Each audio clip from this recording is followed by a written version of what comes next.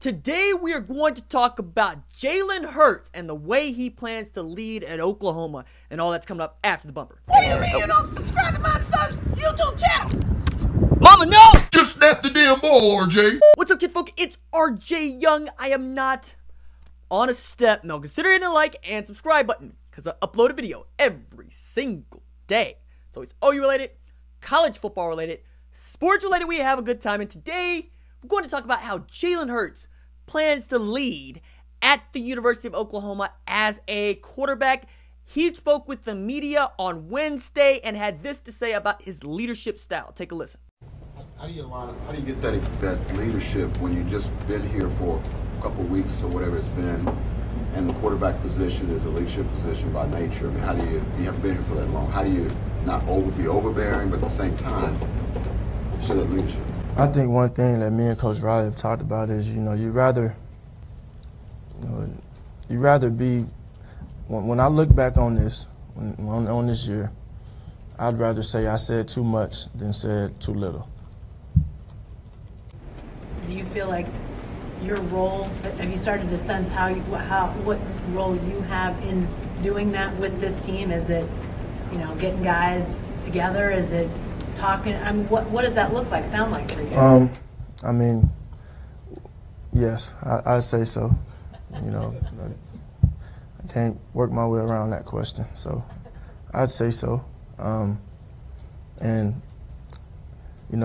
Like I said just now with the young man over there, I'd rather say too much now, emphasis too much, or put an emphasis on too much now, or repeatedly say something, or let's go guys, or, I'd rather lead too much, and, Coach Riley wants me to be aggressive with that. So that's the approach that I'm taking with it. So Jalen Hurts is going to be vocal. He's going to be loud. He's going to let guys know what he thinks, and as he said, he would rather be a broken record saying the same thing over and over again than never have said anything at all. And more to the point, he's being empowered by OU coach Lincoln Riley to do just that, which is what you need from your quarterback, and more importantly, what you need from your experienced grad transfer quarterback. This is the guy we all expect to lead Oklahoma on August 31st when they face Houston, Dana Holgerson's Houston. And that could be a really great game, and I think it's a really great opener. But for the folks that still believe that Tanner Mordecai has an outside shot to be the starting quarterback at Oklahoma on August 31st, this is still important that Jalen Hurts is leading because he is the elder statesman. He has more experience at this level than Tanner Mordecai. He is a more accomplished quarterback than Tanner Mordecai. And there's lots that Tanner Mordecai can learn from Jalen Hurts about how to lead. The same can be said about Spencer Rattler when he gets to Oklahoma this summer. I think all three of these quarterbacks are going to contribute to what OU does in a great way. I don't mean that in the lip service way, the coach speak way that say Lincoln Riley might.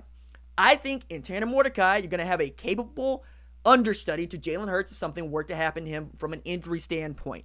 I also think that Spencer Rattler could come in with Tanner Schaefer and give you a really great look week to week on the scout team and end up getting the same amount of reps, going the same route that Baker Mayfield went when he got to Oklahoma. People forget, Baker Mayfield was a scout team All-American before he was a All-American. He was on that scout team with Mark Andrews, Orlando Brown, and Dorial Green Beckham, giving great looks to a Mike Stoops defense that we all wanted to be a little bit better.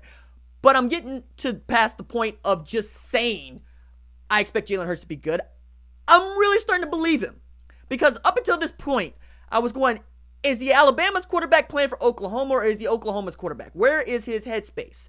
Because there's a good way for this to go, which we all know about, which is that Jalen Hurts leads Oklahoma to the promised land and a national title and cements his legend, and not just Oklahoma lore, but college football lore, as a guy who led two different programs to national titles.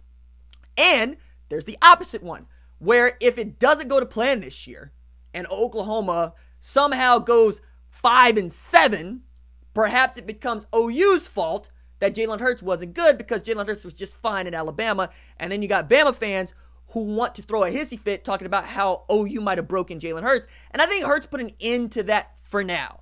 This press conference that he gave that was about 30 minutes in length, he answered questions truthfully. He answered them with honor. He understood tradition at both Alabama and Oklahoma. He got across who he is. He got across what his standard is for success, and he got across what he expects from his teammates and what Coach Riley expects from him. I thought that this was outstanding by him and what you would expect from a guy like Jalen Hurts. All right, that's it for me.